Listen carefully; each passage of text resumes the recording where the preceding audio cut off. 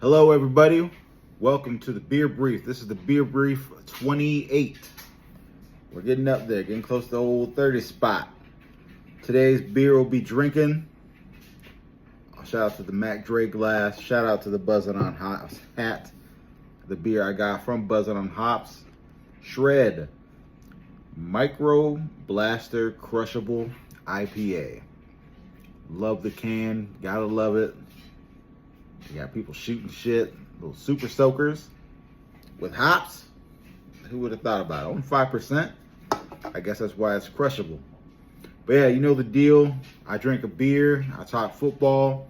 No more beer. No more football. For the time being. Until I do it next time. And a lot of shit's been happening. There's one big piece of news that happened today. But before we get to that, I'm taking a little dip right now.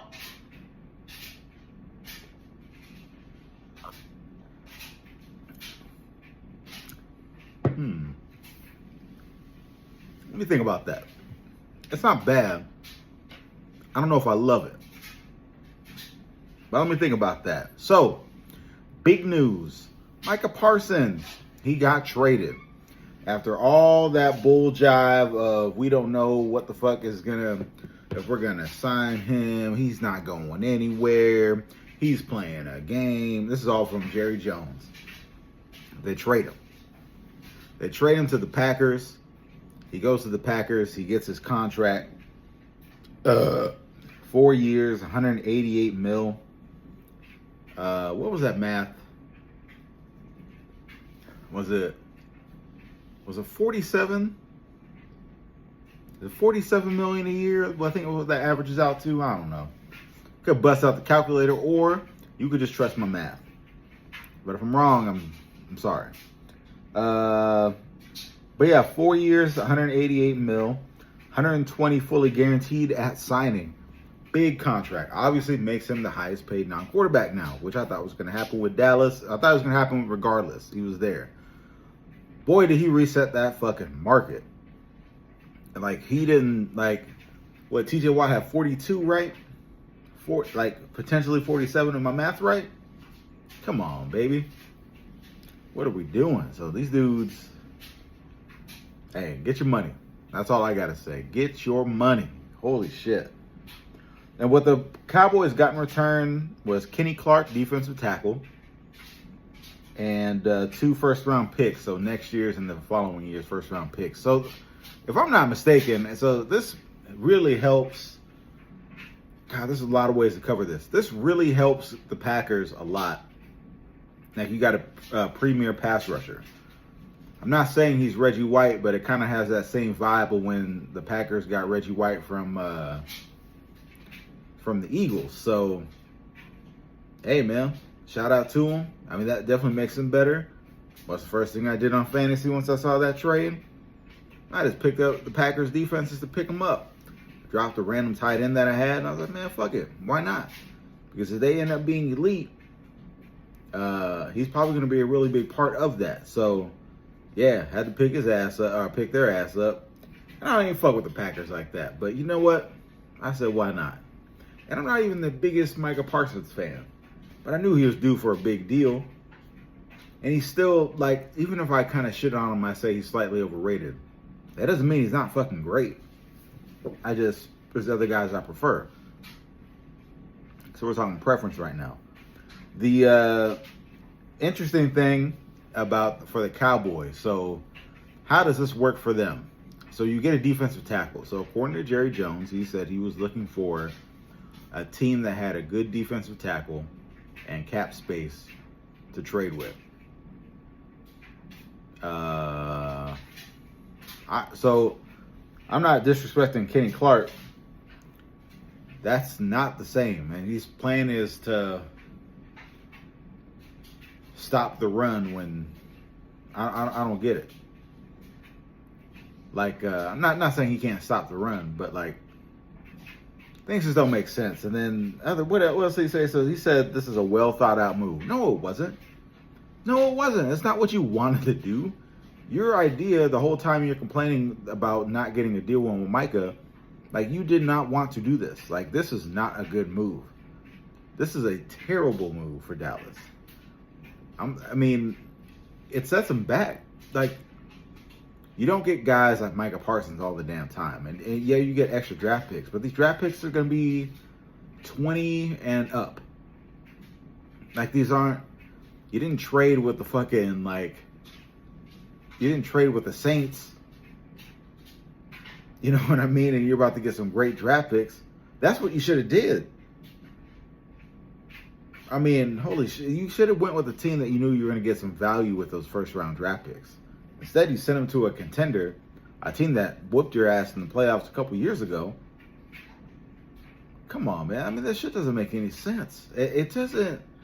As a GM, I get it. As an owner, great, man. You're the most valuable franchise, and I think in all sports. Cool. Bro, as a GM, you are awful. Awful. You got to pack this dude up. You got to hang that shit up, Jerry. But he won't. He owns a team, man. Who the fuck's going to fire him? Ain't going to fire him fucking self. But, as a 49er fan, keep fucking up, Cowboys. That's all good by me. I don't know if there's any Cowboy fans out there that are excited about this move. I'd be interested to hear your thoughts. And listen, I should have said this earlier, but if you get a chance, man, follow me on TikTok and keep doing it. I'm trying to get up to 50 so I can go live. I'm halfway there, but you know, give your boy a little follow, man. If you don't like what I'm saying, just follow it. Support me. Now, I ain't trying to beg for that shit. I appreciate all the people that have been following me and shit like that. I don't know why I'm doing this in the middle of my Micah Parsons thing. But anyway, I would be interested to see how Cowboy fans feel about this trade. I mean, to me, from the outside looking in, I think this is really dumb. I feel like if you're trying to trade Micah Parsons, I feel like you didn't get enough. I mean, 2 first-round picks is cool, but I felt like I felt like you could have gotten more. You're talking about a proven asset. Bro, throw in some seconds, throw in some thirds. Get a better player. Get a couple players. Like, help yourself. Like, you don't have a pass rusher right now. Who's going after the quarterback? I don't know, man. It's just not, it's not smart. And now you want to, it sucks for me a little bit because I have this pool that I do. Man, the Cowboys were the last team I picked for my pool. I got the Texans. I was cool. I got the Chargers. I was great. And I was like, oh, whatever. Like, pick 24 or some shit. The Cowboys were sitting there. Oh, man, let me get the Cowboys. We'll be all right. Defense will be cool. We got Micah Parsons. I don't know how many wins they were going to get. They weren't winning the division. But I thought, you know, they might be okay. But your defense is terrible now. You're like, oh, well, we can stop the run. I know, hey, you haven't been able to stop the run. So I guess I see what you're saying. But now when everyone's going to have all the time in the world just to pick you apart, because you don't got the DBs like that. Like, what are you guys doing, man? That shit is crazy. So shout out to them, man. Shout out to the Cowboys for cowboying up. Shout out for the Packers for really setting themselves up. I think, like I said, I'm going to do my division predictions like sooner than later because the season's about to start. Like, it's right around the corner. That shit's crazy. I don't know if this makes the Packers the favorite in that division, but it certainly didn't hurt. I can tell you that right now. This thinking off the top of my head. I don't know. We'll see. When it's time, when I really like get into it, but they could be. Now, what does this do for the Cowboys? Man, this might make them the worst team in their division, and that's kind of saying something. I might. I better chill. I can't say I trust the Giants more than the Cowboys. I mean, goddamn, that'd be something. So, you know, Jerry Jones had a lot of things that he said. I'm not going to get into all of it. Bro, he is such a fucking clown when he talks. It's just, I don't know how, if that was my GM or owner or whatever, bro, I hate it. When Jed York was talking, I was livid. I was like, man, just chill, bro. Just own the team. Let the people. Yeah, after we got rid of Harbaugh, he came out of the woodwork. He brought in Tom Sula and shit like that. The bludgeon. That didn't make no damn sense. Like I said, I have a lot of shit Obviously I can't get to everything. It's like some list and stuff I want to go over, some predictions, over-unders, all kinds of stuff, man. I'm pretty pumped about like talking about this shit. I'll probably do one tomorrow. But yeah. But anyway, I'm all over the place. This is kind of like a big thing. So next, man, we got the Saints. They officially named their starting quarterback. They're going with old Rattler. So what does that mean for the Saints? You're fucked. You were fucked either way, man. I don't know what the hell y'all about to do. I can tell you one thing you're not going to do, and that's going to be win a lot of games. Hell, one thing you might not do is win a game. I don't know. I mean, we'll see. There's going to be a part where I go over unders of the team or each team, and I'll make my predictions and shit like that. But I'm going to tell you right now, I don't know what it is. I'm going the under. And that shit could be 0. I'm going to go the under. Saints, you are in fucking trouble. I don't know what the fuck they're about to do.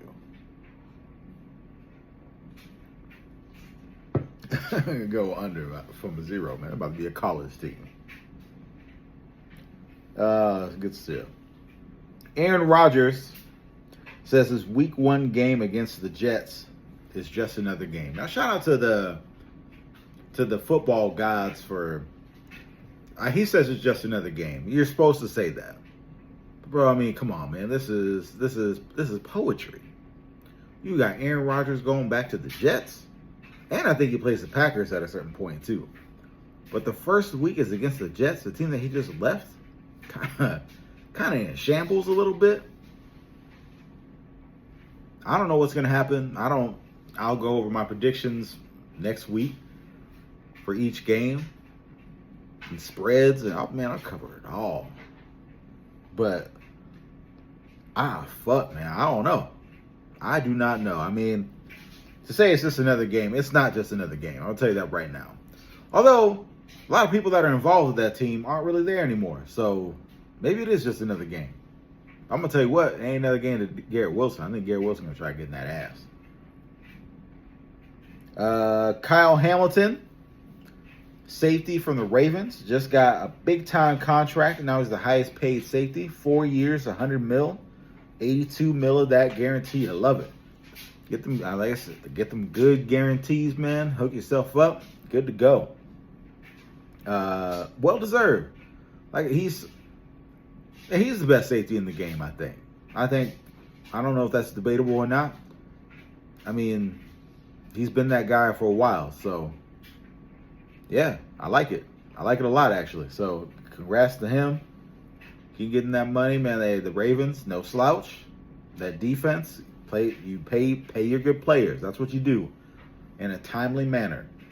Is he making the highest paid? Yes, but is he so high? Like, it's not an insane fucking amount of money. Well, to a guy like myself, that's an insane lot of money. But like, you know what I mean? It's reasonable. He's like, if you're the best at your position in the game, yeah, be the highest paid, but you're not so much higher paid than any other safety that like Micah is compared to any of the non-quarterbacks. So, but you do it right. You pay him when you're supposed to pay him.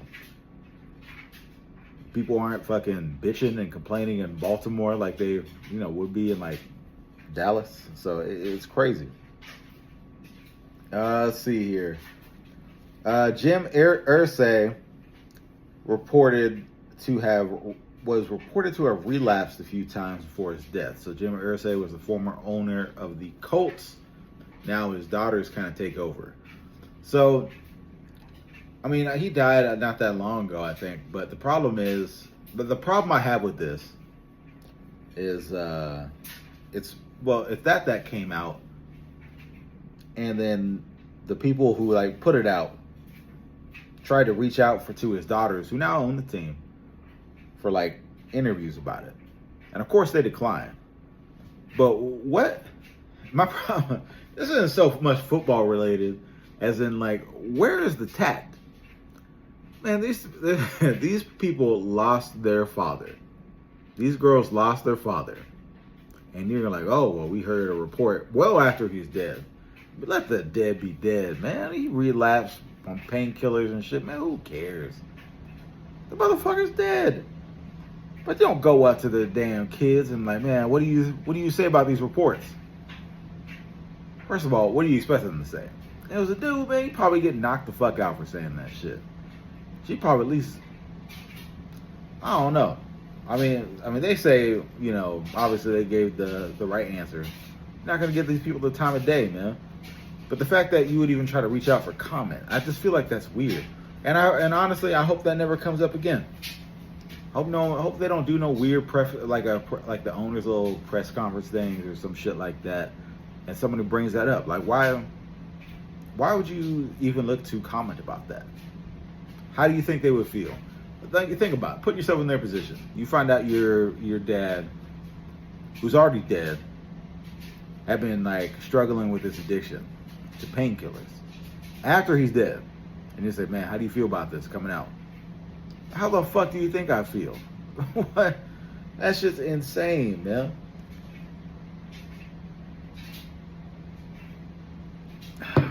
I'm covering a lot of shit. Maybe I'm not. I don't know.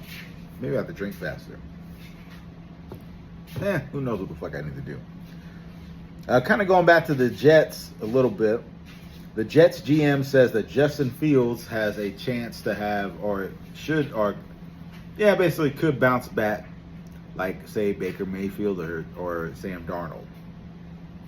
So I haven't been hearing great things about Justin Fields. I think what I've been hearing is it's kind of, or it sounds to me like it's kind of been the same.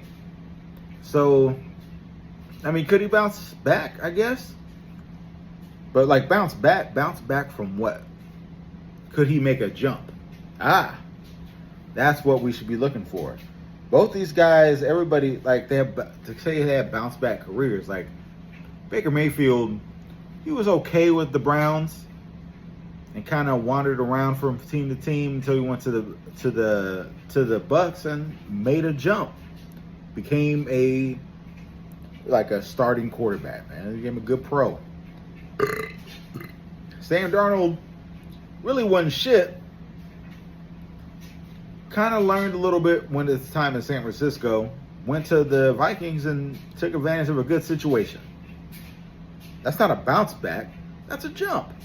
So, and this will be the same thing for Justin Fields. These are not bounce backs. It will be a jump. Hopefully in the right direction. Hopefully he doesn't jump backwards. But if I was to make my prediction, I just don't see it happening, man. It doesn't feel like, I just don't feel it. I could be wrong. Hell, I hope I'm wrong. But I just don't see it. Don't feel right to me. Don't feel right. Let's see, man. I'm kind of going at a decent pace.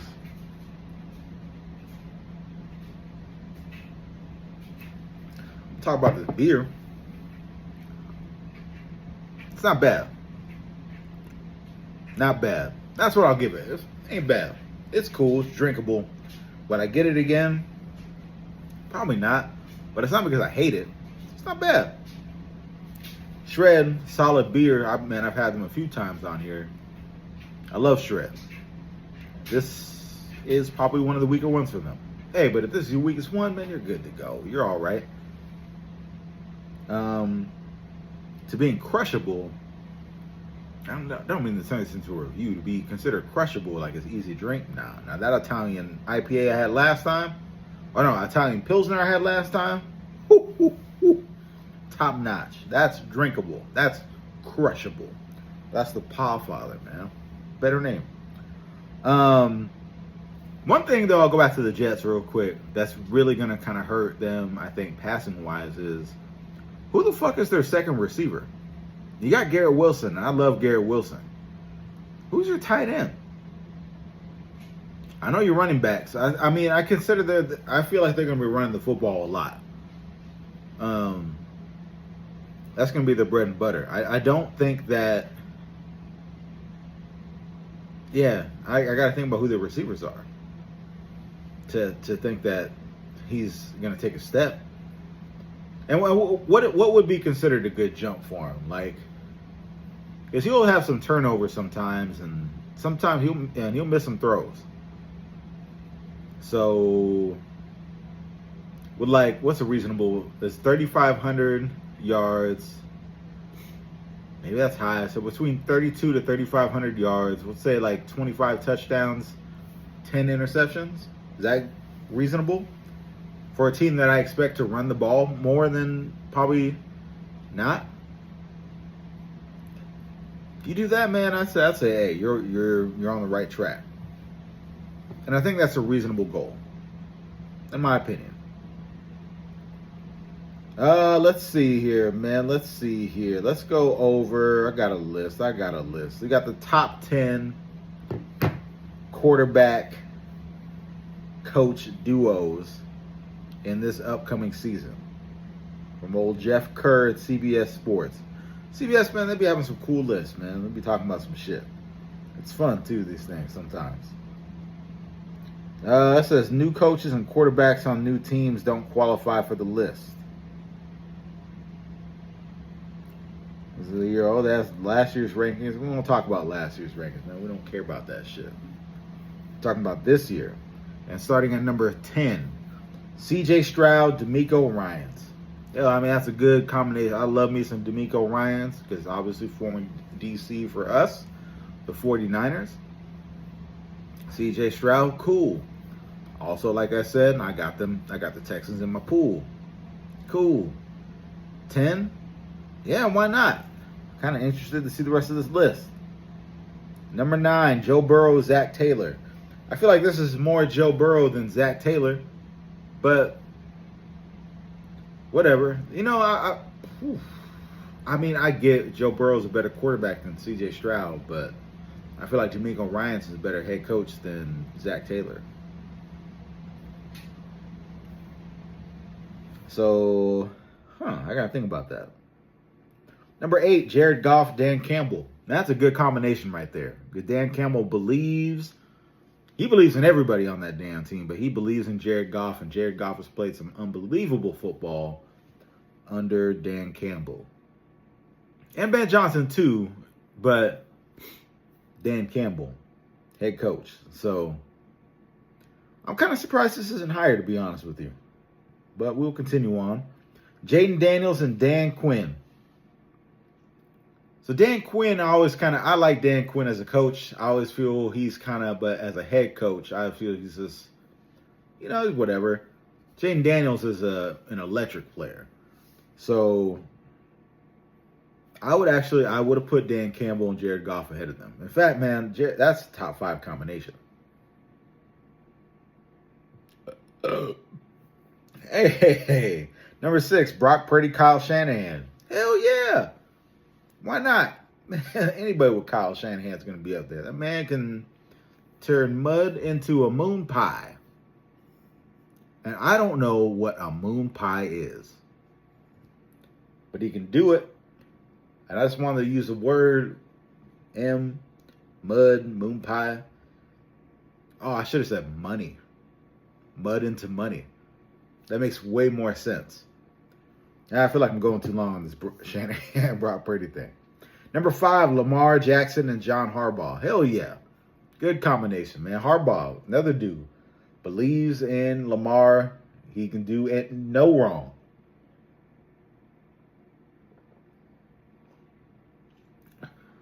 Actually, this is probably more easily drinkable than I realized. But yeah, no, great.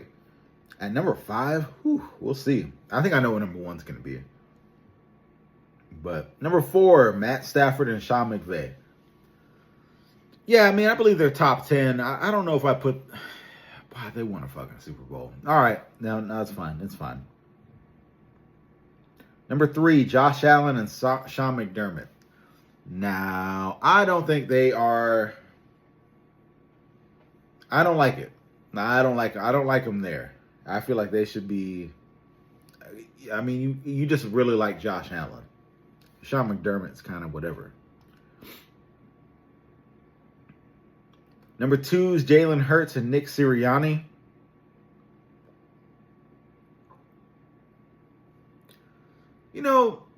That's such a boring duo, though.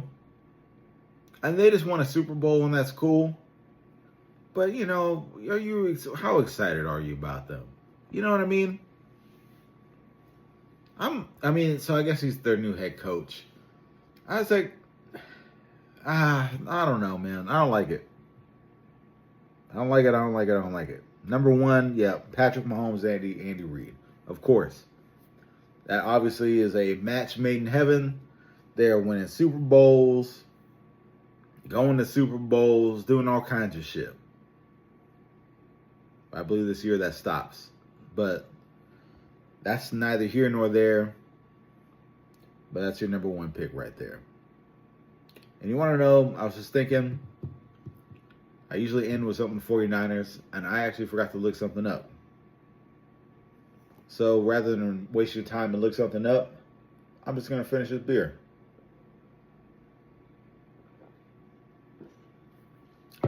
And dip. Thank y'all.